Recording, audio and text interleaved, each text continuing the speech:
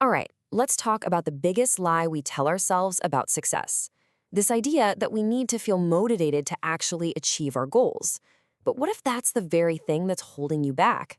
Today, we're going to dig into why discipline, not motivation, is the real key to getting things done. I mean, we've all been here, right? You get that Monday morning high where you feel like you can conquer the world, start a new business, finally learn guitar, and then by Wednesday, you're on the couch wondering where all that fire went. It's a super frustrating cycle. But here's the thing. It's not your fault. And this up and down feeling, well, we're going to call it the motivation roller coaster. The climb to the top feels incredible, right? It's full of potential. But as we all know, that drop on the other side isn't just possible, it's pretty much inevitable.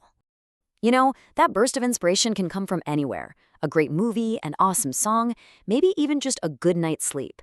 And for a moment, you feel invincible. You map out the perfect plan, and then reality hits. The feeling just fades, and our grand plans kind of evaporate right along with it. It's just a recipe for disappointment. So why does this keep happening? Why can't we just bottle up that amazing initial excitement and save it for a rainy day? Well, the answer is actually pretty simple, and it's hiding in the very definition of motivation itself. Look at that key word right there, feeling. We often treat motivation like it's some tool we can control, but it's not. It's an emotion, just like happiness or anger. And what's the one thing we know for sure about all emotions? They're fundamentally unreliable, they are temporary, and they're totally unpredictable. You can't just decide to feel motivated any more than you can decide to feel happy on command. It's like building a foundation on clouds. It's just destined to collapse. So trying to build your long-term goals on a feeling is really just setting yourself up to fail. Okay, so if relying on motivation is the trap, then what's the way out? Well, this brings us to discipline. And here's the game changer. It's not a feeling. It's a consistent, powerful force that we can actually build and rely on day in and day out. And the difference here is profound. See, motivation is a fleeting feeling, but discipline, that's a system you design and execute. Motivation is unreliable. Discipline is dependable. And here's the most crucial part. Motivation waits for the right mood to strike. Discipline just ignores your mood, gets to work anyway. And by doing that, it actually creates its own momentum. Think of it this way. Motivation is the spark. It's that exciting flash that gets you started. But a spark dies in a second. Discipline, that's the engine. It might not be as flashy, but it's the consistent, powerful force that will actually carry you all the way to your destination, especially on the days you really don't feel like driving.